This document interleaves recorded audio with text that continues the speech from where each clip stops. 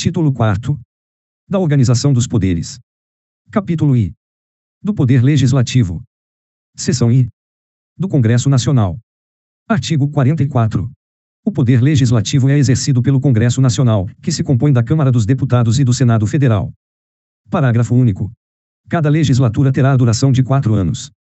Artigo 45. A Câmara dos Deputados compõe-se de representantes do povo, eleitos, pelo sistema proporcional, em cada estado, em cada território e no Distrito Federal. Primeiro, o número total de deputados, bem como a representação por estado e pelo Distrito Federal, será estabelecido por lei complementar, proporcionalmente à população, procedendo-se aos ajustes necessários, no ano anterior às eleições, para que nenhuma daquelas unidades da federação tenha menos de 8 ou mais de 70 deputados. Segundo, cada território elegerá 4 deputados. Artigo 46. O Senado Federal compõe-se de representantes dos estados e do Distrito Federal, eleitos segundo o princípio majoritário. Primeiro, cada estado e o Distrito Federal elegerão 3 senadores, com mandato de 8 anos. Segundo, a representação de cada estado e do Distrito Federal será renovada de 4 em 4 anos, alternadamente, por 1 2/3. Terceiro, cada senador será eleito com 2 suplentes. Artigo 47.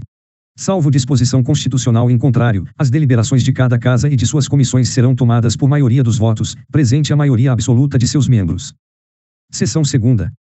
Das atribuições do Congresso Nacional. Artigo 48. Cabe ao Congresso Nacional, com a sanção do Presidente da República, não exigida esta para o especificado nos arts. 49, 51 e 52, dispor sobre todas as matérias de competência da União, especialmente sobre sistema tributário, arrecadação e distribuição de rendas, plano plurianual, diretrizes orçamentárias, orçamento anual, operações de crédito, dívida pública e emissões de curso forçado, fixação e modificação do efetivo das Forças Armadas, planos e programas nacionais, regionais e setoriais de desenvolvimento, limites do território nacional, espaço aéreo e marítimo e bens do domínio da União, incorporação, subdivisão ou desmembramento de áreas de territórios ou estados, ouvidas as respectivas Assembleias Legislativas, transferência temporária da sede do Governo Federal, concessão de anistia, organização administrativa, judiciária, do Ministério Público e da Defensoria Pública da União e dos Territórios e organização judiciária e do Ministério Público do Distrito Federal. Criação, transformação e extinção de cargos, empregos e funções públicas, observado o que estabelece o artigo 84, inciso 6º, alínea B, extinção de funções ou cargos públicos, quando vagos. Criação e extinção de ministérios e órgãos da administração pública. Telecomunicações e radiodifusão. Matéria financeira, cambial e monetária, instituições financeiras e suas operações. Moeda, seus limites de emissão, e montante da dívida mobiliária federal. Fixação do subsídio dos ministros do Supremo Tribunal Federal, observado o que dispõe os arts. 39, parágrafo 4º, ó membro de poder, o detentor de mandato eletivo, os ministros de Estado e os secretários estaduais e municipais serão remunerados exclusivamente por subsídio fixado em parcela única, vedado o acréscimo de qualquer gratificação, adicional, abono, prêmio, verba de representação ou outra espécie remuneratória, obedecido, em qualquer caso, o disposto no art. 37, x 11, 150, inciso 2º, é vedado, instituir tratamento desigual entre contribuintes que se encontrem em situação equivalente, proibida qualquer distinção em razão de ocupação profissional ou função por eles exercida, independentemente da denominação jurídica dos rendimentos, títulos ou direitos. 153, inciso 3º, compete à União instituir impostos sobre renda e proventos de qualquer natureza, e 153, parágrafo 2º, inciso I, o imposto de renda será informado pelos critérios da generalidade, da universalidade e da progressividade, na forma da lei. Artigo 49. É da competência exclusiva do Congresso Nacional resolver definitivamente sobre tratados, acordos ou atos internacionais que acarretem encargos ou compromissos gravosos ao patrimônio nacional. Autorizar o Presidente da República a declarar guerra, a celebrar a paz, a permitir que forças estrangeiras transitem pelo território nacional ou nele permaneçam temporariamente, ressalvados os casos previstos em lei complementar. Autorizar o Presidente e o Vice-Presidente da República a se ausentarem do país, quando a ausência exceder a 15 dias. Aprovar o estado de defesa e a intervenção federal, autorizar o estado de sítio, ou suspender qualquer uma dessas medidas. Sustar os atos normativos do Poder Executivo que exorbitem do poder regulamentar ou dos limites de delegação legislativa. Mudar temporariamente sua sede. Fixar idêntico subsídio para os deputados federais e os senadores, observado o que dispõem os arts.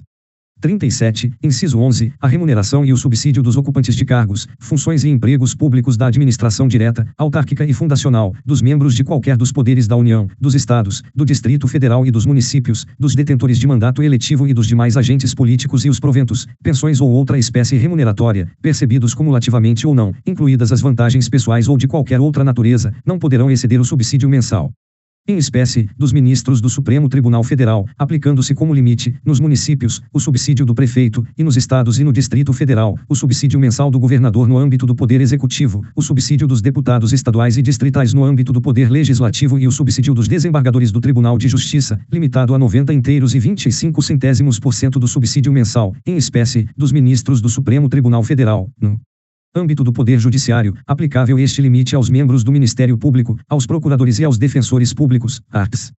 39, parágrafo 4º, membro de poder, o detentor de mandato eletivo, os ministros de Estado e os secretários estaduais e municipais serão remunerados exclusivamente por subsídio fixado em parcela única, vedado o acréscimo de qualquer gratificação, adicional, abono, prêmio, verba de representação ou outra espécie remuneratória, obedecido, em qualquer caso, o disposto no art. 37, x 11, 57, parágrafo 7º, na sessão legislativa extraordinária, o Congresso Nacional somente deliberará sobre a matéria para a qual foi convocado, ressalvada a hipótese do 8º deste artigo, vedado o pagamento de parcela indenizatória, em razão da convocação. 150, inciso, 2ª, é vedado, instituir tratamento desigual entre contribuintes que se encontrem em situação equivalente, proibida qualquer distinção em razão de ocupação profissional ou função por eles exercida, independentemente da denominação jurídica dos rendimentos, títulos ou direitos. 153, inciso 3º, compete à União instituir impostos sobre renda e proventos de qualquer natureza, e 153, parágrafo 2º, inciso I, o imposto de renda será informado pelos critérios da generalidade, da universalidade e da progressividade, na forma da lei.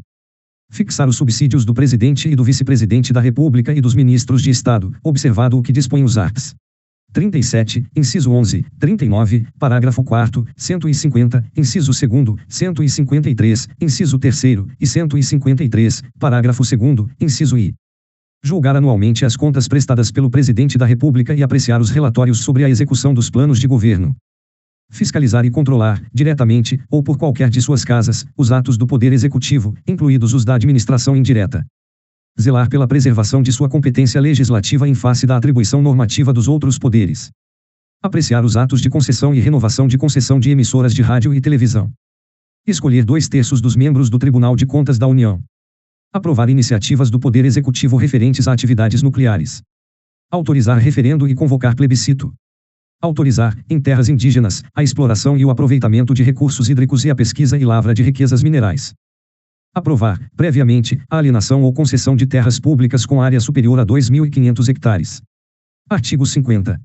A Câmara dos Deputados e o Senado Federal, ou qualquer de suas comissões, poderão convocar ministro de Estado ou quaisquer titulares de órgãos diretamente subordinados à Presidência da República para prestarem, pessoalmente, informações sobre assunto previamente determinado, importando em crime de responsabilidade a ausência sem justificação adequada.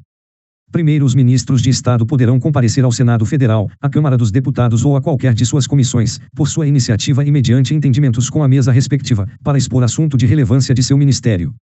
Segundo, as mesas da Câmara dos Deputados e do Senado Federal poderão encaminhar pedidos escritos de informação a ministros de Estado ou a qualquer das pessoas referidas no caput deste artigo, importando em crime de responsabilidade a recusa, ou o não atendimento, no prazo de 30 dias, bem como a prestação de informações falsas.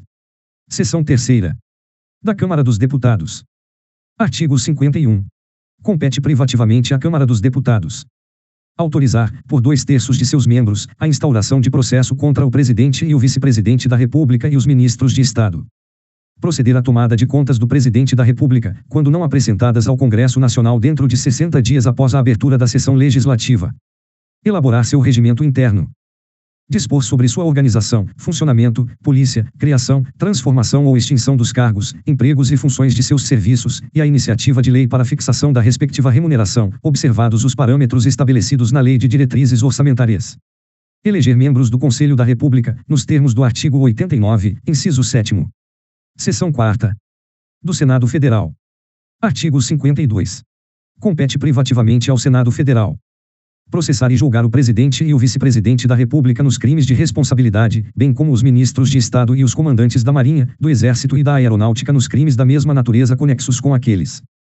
Processar e julgar os ministros do Supremo Tribunal Federal, os membros do Conselho Nacional de Justiça e do Conselho Nacional do Ministério Público, o Procurador-Geral da República e o Advogado-Geral da União nos crimes de responsabilidade. Aprovar previamente, por voto secreto, após arguição pública, a escolha de magistrados, nos casos estabelecidos nesta Constituição. Ministros do Tribunal de Contas da União indicados pelo Presidente da República. Governador de território. Presidente e diretores do Banco Central.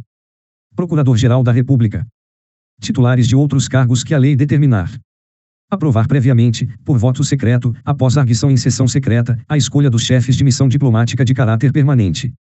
Autorizar operações externas de natureza financeira, de interesse da União, dos Estados, do Distrito Federal, dos territórios e dos municípios. Fixar, por proposta do Presidente da República, limites globais para o montante da dívida consolidada da União, dos Estados, do Distrito Federal e dos municípios. Dispor sobre limites globais e condições para as operações de crédito externo e interno da União, dos Estados, do Distrito Federal e dos municípios, de suas autarquias e demais entidades controladas pelo Poder Público Federal. Dispor sobre limites e condições para a concessão de garantia da União em operações de crédito externo e interno. Estabelecer limites globais e condições para o montante da dívida mobiliária dos Estados, do Distrito Federal e dos municípios. Suspender a execução, no todo ou em parte, de lei declarada inconstitucional por decisão definitiva do Supremo Tribunal Federal. Aprovar, por maioria absoluta e por voto secreto, a exoneração, de ofício, do Procurador-Geral da República antes do término de seu mandato. Elaborar seu regimento interno. Dispor sobre sua organização, funcionamento, polícia, criação, transformação ou extinção dos cargos, empregos e funções de seus serviços, e a iniciativa de lei para fixação da respectiva remuneração, observados os parâmetros estabelecidos na Lei de Diretrizes Orçamentárias. Eleger membros do Conselho da República, nos termos do artigo 89, inciso 7º, 6 cidadãos brasileiros neitos, com mais de 35 anos de idade, sendo 2 nomeados pelo Presidente da República, 2 eleitos pelo Senado Federal e 2 eleitos pela Câmara dos Deputados, todos com mandato de 3 anos, vedada a recondução. Avaliar periodicamente a funcionalidade do Sistema Tributário Nacional, em sua estrutura e seus componentes, e o desempenho das administrações tributárias da União, dos Estados e do Distrito Federal e dos municípios. Parágrafo único. Nos casos previstos nos incisos I e segunda, funcionará como presidente o do Supremo Tribunal Federal, limitando-se à condenação, que somente será proferida por 2/3 dos votos do Senado Federal, a perda do cargo, com inabilitação, por 8 anos, para o exercício de função pública, sem prejuízo das demais sanções judiciais cabíveis. Seção V. Dos deputados e dos senadores. Artigo 53. Os deputados e senadores são invioláveis, civil e penalmente, por quaisquer de suas opiniões, palavras e votos. Primeiro, os deputados e senadores, desde a expedição do diploma, serão submetidos a julgamento perante o Supremo Tribunal Federal. Segundo, desde a expedição do diploma, os membros do Congresso Nacional não poderão ser presos, salvo em flagrante de crime inafiançável. Nesse caso, os autos serão remetidos dentro de 24 horas à casa respectiva, para que, pelo voto da maioria de seus membros, resolva sobre a prisão. Terceiro, recebida a denúncia contra senador ou deputado, por crime ocorrido após a diplomação, o Supremo Tribunal Federal dará ciência à casa respectiva, que, por iniciativa de partido político nela representado e pelo voto da maioria de seus membros, poderá, até a decisão final, sustar o andamento da ação. Quarto, o pedido de sustação será apreciado pela casa respectiva no prazo improrrogável de 45 dias do seu recebimento pela mesa diretora. Quinto, a sustação do processo suspende a prescrição, enquanto durar o mandato. Sexto, os deputados e senadores não serão obrigados a testemunhar sobre informações recebidas ou prestadas em razão do exercício do mandato, nem sobre as pessoas que lhes confiaram ou deles receberam informações. Sétimo, a incorporação às Forças Armadas de deputados e senadores, embora militares e ainda que em tempo de guerra, dependerá de prévia licença da casa respectiva. Oitavo, as imunidades de deputados ou senadores subsistirão durante o estado de sítio, só podendo ser suspensas mediante o voto de 2/3 dos membros da casa respectiva, nos casos de atos praticados fora do recinto do Congresso Nacional, que sejam incompatíveis com a execução da medida. Artigo 54.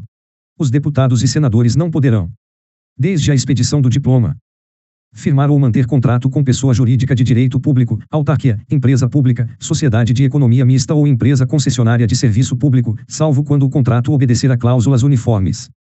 Aceitar ou exercer cargo, função ou emprego remunerado, inclusive os de que sejam demissíveis ad nutum, nas entidades constantes da alínea anterior.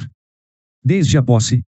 Ser proprietários, controladores ou diretores de empresa que goze de favor decorrente de contrato com pessoa jurídica de direito público, ou nela exercer função remunerada. Ocupar cargo ou função de que sejam demissíveis ad nutum, nas entidades referidas no inciso I, alínea E. Patrocinar causa em que seja interessada qualquer das entidades a que se refere o inciso I, alínea E. Ser titulares de mais de um cargo ou mandato público eletivo. Artigo 55. Perderá o mandato o deputado ou senador que infringir qualquer das proibições estabelecidas no artigo anterior, cujo procedimento for declarado incompatível com o decoro parlamentar, que deixar de comparecer, em cada sessão legislativa, a terça parte das sessões ordinárias da Casa a que pertencer, salvo licença ou omissão por esta autorizada, que perder ou tiver suspensos os direitos políticos, quando o decretar a Justiça Eleitoral, nos casos previstos nesta Constituição, que sofrer condenação criminal em sentença transitada em julgado. Primeiro, é incompatível com o decoro parlamentar, além dos casos definidos no regimento interno, o abuso das prerrogativas asseguradas a membro do Congresso Nacional ou a percepção de vantagens indevidas. Segundo, nos casos dos incisos I, segunda e sexta, a perda do mandato será decidida pela Câmara dos Deputados ou pelo Senado Federal, por maioria absoluta, mediante provocação da respectiva mesa ou de partido político representado no Congresso Nacional, assegurada ampla defesa. Terceiro, nos casos previstos nos incisos terceira a v, a perda será declarada pela mesa da Casa respectiva, de ofício ou mediante provocação de qualquer de seus membros ou de partido político representado no Congresso Nacional, assegurada ampla defesa. Quarto, a renúncia de parlamentar submetido a processo que vais ou possa levar à perda do mandato, nos termos deste artigo, terá seus efeitos suspensos até as deliberações finais de que tratam os parágrafos 2º e 3º. Artigo 56. Não perderá o mandato o deputado ou senador investido no cargo de ministro de Estado, governador de território, secretário de Estado, do Distrito Federal, de território, de prefeitura de capital ou chefe de missão diplomática temporária, licenciado pela respectiva casa por motivo de doença, ou para tratar, sem remuneração, de interesse particular, desde que, neste caso, o afastamento não ultrapasse 120 dias por sessão legislativa. Primeiro, o suplente será convocado nos casos de vaga, de investidura em funções previstas neste artigo ou de licença superior a 120 dias. Segundo, ocorrendo vaga e não havendo suplente, far-se-á eleição para preenchê-la se faltarem mais de 15 meses para o término do mandato. Terceiro, na hipótese do inciso I, o deputado ou senador poderá optar pela remuneração do mandato. Seção 6ª. Das reuniões. Artigo 57. O Congresso Nacional reunir-se-á, anualmente, na capital federal, de 2 de fevereiro a 17 de julho e de 1º de agosto a 22 de dezembro.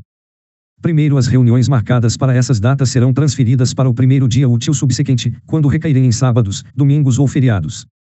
Segundo, a sessão legislativa não será interrompida sem a aprovação do projeto de lei de diretrizes orçamentárias. Terceiro, além de outros casos previstos nesta Constituição, a Câmara dos Deputados e o Senado Federal reunir-se-ão em sessão conjunta para inaugurar a sessão legislativa, elaborar o regimento comum e regular a criação de serviços comuns às duas casas, receber o compromisso do presidente e do vice-presidente da República, conhecer do veto e sobre ele deliberar. Quarto, cada uma das casas reunir-se-á em sessões preparatórias, a partir de 1º de fevereiro, no primeiro ano da legislatura, para a posse de seus membros e eleição das respectivas mesas, para mandato de 2 anos, vedada a recondução para o mesmo cargo na eleição imediatamente subsequente. Quinto, a mesa do Congresso Nacional será presidida pelo presidente do Senado Federal, e os demais cargos serão exercidos, alternadamente, pelos ocupantes de cargos equivalentes na Câmara dos Deputados e no Senado Federal. Sexto, a convocação extraordinária do Congresso Nacional far-se-á pelo presidente do Senado Federal, em caso de decretação de estado de defesa ou de intervenção federal, de pedido de autorização para a decretação de estado de sítio e para o compromisso e a posse do presidente e do vice-presidente da República.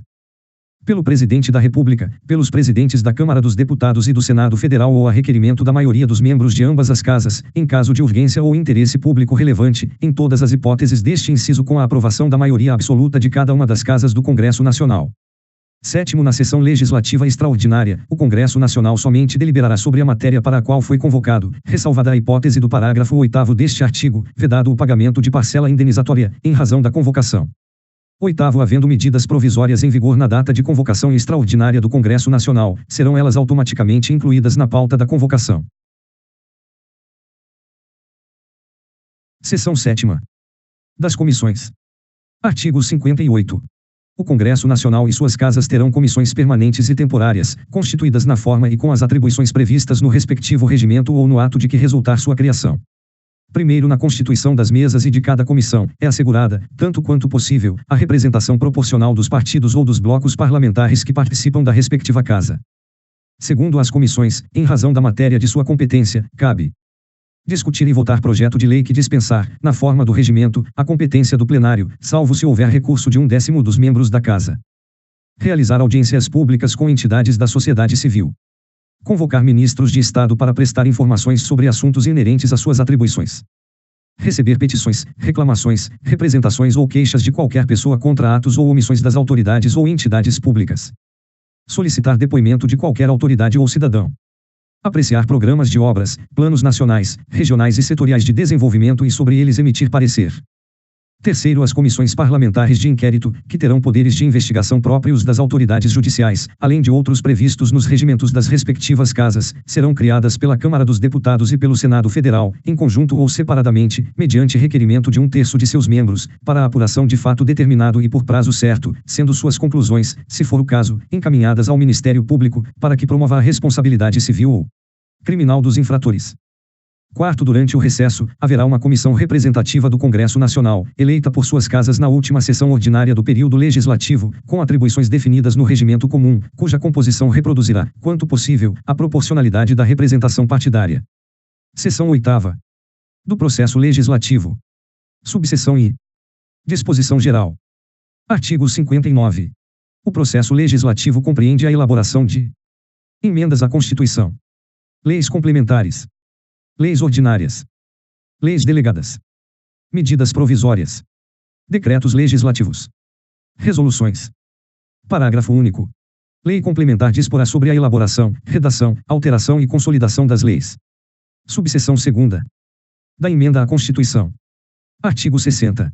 A Constituição poderá ser emendada mediante proposta de 1/3, no mínimo, dos membros da Câmara dos Deputados ou do Senado Federal, do Presidente da República, de mais da metade das Assembleias Legislativas das unidades da Federação, manifestando-se, cada uma delas, pela maioria relativa de seus membros. Primeiro, a Constituição não poderá ser emendada na vigência de intervenção federal, de estado de defesa ou de estado de sítio. Segundo, a proposta será discutida e votada em cada casa do Congresso Nacional, em 2 turnos, considerando-se aprovada se obtiver, em ambos, 3/5 dos votos dos respectivos membros.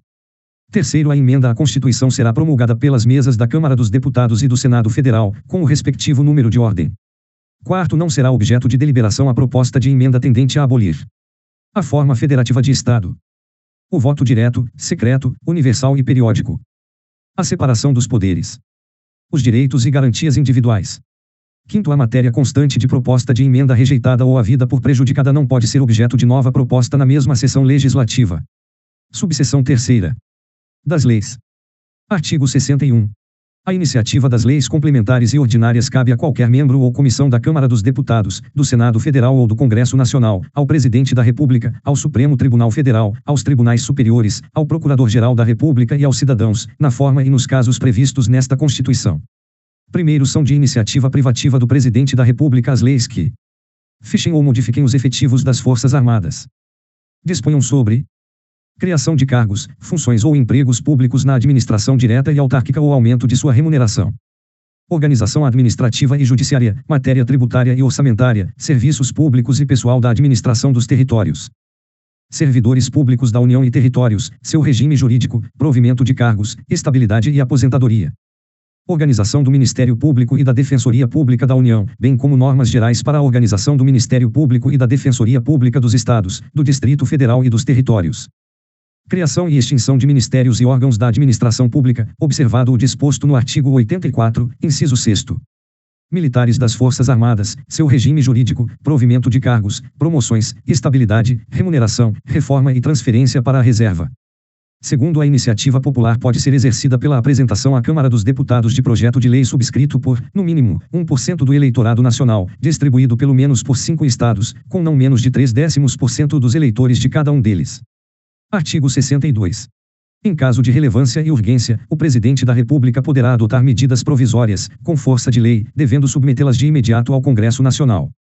Primeiro, é vedada a edição de medidas provisórias sobre matéria relativa a nacionalidade, cidadania, direitos políticos, partidos políticos e direito eleitoral, direito penal, processual penal e processual civil, organização do Poder Judiciário e do Ministério Público, a carreira e a garantia de seus membros, planos plurianuais, diretrizes orçamentárias, orçamento e créditos adicionais e suplementares, ressalvado o previsto no artigo 167, parágrafo 3 graus, a abertura de crédito extraordinário somente será admitida para atender a despesas imprevisíveis e urgentes, como as decorrentes de guerra, comoção interna ou calamidade pública, observado o disposto no art. 62.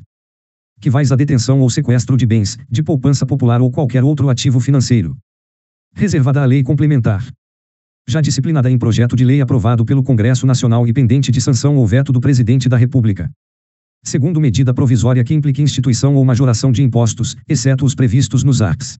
153, inciso I, importação de produtos estrangeiros, inciso 2º, exportação, para o exterior, de produtos nacionais ou nacionalizados, inciso 4º, produtos industrializados, v, operações de crédito, câmbio e seguro, ou relativas a títulos ou valores mobiliários, e 154, inciso 2º, operações relativas à circulação de mercadorias e sobre prestações de serviços de transporte interestadual e intermunicipal e de comunicação, ainda que as operações e as prestações se iniciem no exterior, só produzirá efeitos no exercício financeiro seguinte se houver sido convertida em lei até o último dia daquele em que foi editada. Terceiro, as medidas provisórias, ressalvado o disposto nos parágrafos 11 e 12, perderão eficácia, desde a edição, se não forem convertidas em lei no prazo de 60 dias, prorrogável, nos termos do parágrafo 7º, uma vez por igual período, devendo o Congresso Nacional disciplinar, por decreto legislativo, as relações jurídicas delas decorrentes. Quarto, o prazo a que se refere o parágrafo 3º contar-se-á da publicação da medida provisória, suspendendo-se durante os períodos de recesso do Congresso Nacional. Quinto, a deliberação de cada uma das casas do Congresso Nacional sobre o mérito das medidas provisórias dependerá de juízo prévio sobre o atendimento de seus pressupostos constitucionais. Sexto, se a medida provisória não for apreciada em até 45 dias contados de sua publicação, entrará em regime de urgência, subsequentemente, em cada uma das casas do Congresso Nacional, ficando sobrestadas, até que se ultime a votação, todas as demais deliberações legislativas da casa em que estiver tramitando. Sétimo, prorrogar-se-á uma única vez por igual período a vigência de medida provisória que, no prazo de 60 dias, contado de sua publicação, não tiver a sua votação encerrada nas duas casas do Congresso Nacional. Oitavo, as medidas provisórias terão sua votação iniciada na Câmara dos Deputados. Nono, caberá à Comissão Mista de Deputados e Senadores examinar as medidas provisórias e sobre elas emitir parecer, antes de serem apreciadas, em sessão separada, pelo plenário de cada uma das casas do Congresso Nacional. 10. É vedada a reedição, na mesma sessão legislativa, de medida provisória que tenha sido rejeitada ou que tenha perdido sua eficácia por decurso de prazo. 11. Não editado o decreto legislativo a que se refere o parágrafo 3º até 60 dias após a rejeição ou perda de eficácia de medida provisória, as relações jurídicas constituídas e decorrentes de atos praticados durante sua vigência conservar-se-ão por ela regidas. 12. Aprovado o projeto de lei de conversão alterando o texto original da medida provisória, esta manter-se-á integralmente em vigor até que seja sancionado ou vetado o projeto. Artigo 63. Não será admitido aumento da despesa prevista nos projetos de iniciativa exclusiva do Presidente da República, ressalvado o disposto no artigo 166, parágrafos 3º e 4º. Nos projetos sobre organização dos serviços administrativos da Câmara dos Deputados, do Senado Federal, dos Tribunais Federais e do Ministério Público. Artigo 64. A discussão e votação dos projetos de lei de iniciativa do Presidente da República, do Supremo Tribunal Federal e dos Tribunais Superiores terão início na Câmara dos Deputados. Primeiro, o Presidente da República poderá solicitar urgência para a apreciação de projetos de sua iniciativa. Segundo, se, no caso do parágrafo 1º, a Câmara dos Deputados e o Senado Federal não se manifestarem sobre a proposição, cada qual sucessivamente, em até 45 dias, sobrestar-se-ão todas as demais deliberações legislativas da respectiva casa, com exceção das que tenham prazo constitucional determinado, até que se ultime a votação. Terceiro, a apreciação das emendas do Senado Federal pela Câmara dos Deputados far-se-á no prazo de 10 dias, observado quanto ao mais o disposto no parágrafo anterior. Quarto, os prazos do parágrafo 2º não correm nos períodos de recesso do Congresso Nacional, nem se aplicam aos projetos de código. Artigo 65. O projeto de lei aprovado por uma casa será revisto pela outra, em um só turno de discussão e votação, e enviado à sanção ou promulgação, se a casa revisora o aprovar, ou arquivado, se o rejeitar. Parágrafo único. Sendo o projeto emendado, voltará à casa iniciadora. Artigo 66. A casa na qual tenha sido concluída a votação enviará o projeto de lei ao Presidente da República, que, aquecendo, o sancionará. Primeiro, se o Presidente da República considerar o projeto, no todo ou em parte, inconstitucional ou contrário ao interesse público, vetá-lo-á total ou parcialmente, no prazo de 15 dias úteis, contados da data do recebimento, e comunicará, dentro de 48 horas, ao Presidente do Senado Federal os motivos do veto. Segundo, o veto parcial somente abrangerá texto integral de artigo, de parágrafo, de inciso ou de alínea. Terceiro, decorrido o prazo de 15 dias, o silêncio do Presidente da República importará sanção. Quarto, o veto será apreciado em sessão conjunta, dentro de 30 dias a contar de seu recebimento, só podendo ser rejeitado pelo voto da maioria absoluta dos deputados e senadores. Quinto, se o veto não for mantido, será o projeto enviado, para promulgação, ao Presidente da República. Sexto, esgotado sem deliberação o prazo estabelecido no parágrafo 4º, o veto será colocado na ordem do dia da sessão imediata, sobrestadas as demais proposições, até sua votação final. Sétimo, se a lei não for promulgada dentro de 48 horas pelo Presidente da República, nos casos dos parágrafos 3º e 5º, o Presidente do Senado a promulgará, e, se este não o fizer em igual prazo, caberá ao Vice-Presidente do Senado fazê-lo. Artigo 67. A matéria constante de projeto de lei rejeitado somente poderá constituir objeto de novo projeto, na mesma sessão legislativa, mediante proposta da maioria absoluta dos membros de qualquer das casas do Congresso Nacional. Artigo 68. As leis delegadas serão elaboradas pelo Presidente da República, que deverá solicitar a delegação ao Congresso Nacional. Primeiro, não serão objeto de delegação os atos de competência exclusiva do Congresso Nacional, os de competência privativa da Câmara dos Deputados ou do Senado Federal, a matéria reservada à lei complementar, nem a legislação sobre organização do Poder Judiciário e do Ministério Público, a carreira e a garantia de seus membros. Nacionalidade, cidadania, direitos individuais, políticos e eleitorais. Planos plurianuais, diretrizes orçamentárias e orçamentos. Segundo, a delegação ao Presidente da República terá a forma de resolução do Congresso Nacional, que especificará seu conteúdo e os termos de seu exercício. Terceiro, se a resolução determinar a apreciação do projeto pelo Congresso Nacional, este a fará em votação única, vedada qualquer emenda. Artigo 69. As leis complementares serão aprovadas por maioria absoluta. Seção 9ª. Da fiscalização contábil, financeira e orçamentária. Artigo 70. A fiscalização contábil, financeira, orçamentária, operacional e patrimonial da União e das entidades da administração direta e indireta, quanto à legalidade, legitimidade, economicidade, aplicação das subvenções e renúncia de receitas, será exercida pelo Congresso Nacional, mediante controle externo, e pelo sistema de controle interno de cada poder. Parágrafo único. Prestará contas qualquer pessoa física ou jurídica, pública ou privada, que utilize, arrecade, guarde, gerencie ou administre dinheiros, bens e valores públicos ou pelos quais a União responda, ou que, em nome desta, assuma obrigações de natureza pecuniária. Artigo 71. O controle externo, a cargo do Congresso Nacional, será exercido com o auxílio do Tribunal de Contas da União, ao qual compete apreciar as contas prestadas anualmente pelo Presidente da República, mediante parecer prévio, que deverá ser elaborado em 60 dias a contar de seu recebimento. Julgar as contas dos administradores e demais responsáveis por dinheiros, bens e valores públicos da administração direta e indireta, incluídas as fundações e sociedades instituídas e mantidas pelo Poder Público Federal, e as contas daqueles que derem causa a perda, extravio ou outra irregularidade de que resulte prejuízo ao erário público. Apreciar, para fins de registro, a legalidade dos atos de admissão de pessoal, a qualquer título, na administração direta e indireta, incluídas as fundações instituídas e mantidas pelo poder público, excetuadas as nomeações para cargo de provimento em comissão, bem como a das concessões de aposentadorias, reformas e pensões, ressalvadas as melhorias posteriores que não alterem o fundamento legal do ato concessório. Realizar, por iniciativa própria, da Câmara dos Deputados, do Senado Federal, de comissão técnica ou de inquérito, inspeções e auditorias de natureza contábil, financeira, orçamentária, operacional e patrimonial, nas unidades administrativas dos poderes legislativo, executivo e judiciário, e demais entidades referidas no inciso 2º. Fiscalizar as contas nacionais das empresas supranacionais de cujo capital social a União participe, de forma direta ou indireta, nos termos do Tratado Constitutivo. Fiscalizar a aplicação de quaisquer recursos repassados pela União, mediante convênio, acordo, ajuste ou outros instrumentos congêneres, a Estado, ao Distrito Federal ou a município. Prestar as informações solicitadas pelo Congresso Nacional, por qualquer de suas casas, ou por qualquer das respectivas comissões, sobre a fiscalização contábil, financeira, orçamentária, operacional e patrimonial e sobre resultados de auditorias e inspeções realizadas. Aplicar aos responsáveis, em caso de ilegalidade de despesa ou irregularidade de contas, as sanções previstas em lei, que estabelecerá, entre outras cominações, multa proporcional ao dano causado ao erário. Assinar prazo para que o órgão ou entidade adote as providências necessárias ao exato cumprimento da lei, se verificada a ilegalidade. Sustar, se não atendido, a execução do ato impugnado, comunicando a decisão à Câmara dos Deputados e ao Senado Federal. Representar ao poder competente sobre irregularidades ou abusos apurados. Primeiro, no caso de contrato, o ato de sustação será adotado diretamente pelo Congresso Nacional, que solicitará, de imediato, ao Poder Executivo as medidas cabíveis. Segundo, se o Congresso Nacional ou o Poder Executivo, no prazo de 90 dias, não efetivar as medidas previstas no parágrafo anterior, o Tribunal decidirá a respeito. Terceiro, as decisões do Tribunal de que resulte imputação de débito ou multa terão eficácia de título executivo. Quarto, o Tribunal encaminhará ao Congresso Nacional, trimestral e anualmente, relatório de suas atividades. Artigo 72.